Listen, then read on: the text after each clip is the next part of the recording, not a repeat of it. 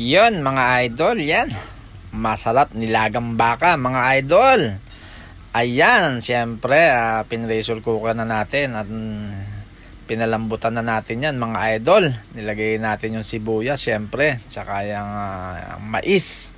At sigurado yan, sabaw pa lang yan ang habol natin mga idol. Ayan.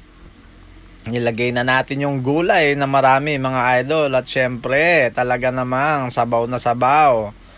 Ulam na mga idol. Ayan. Mahina na lang apoy niya mga idol. At ayan, medyo iniiga na lang natin yung gulay. At siguradong masarap yan sa kalamansi patis mga idol.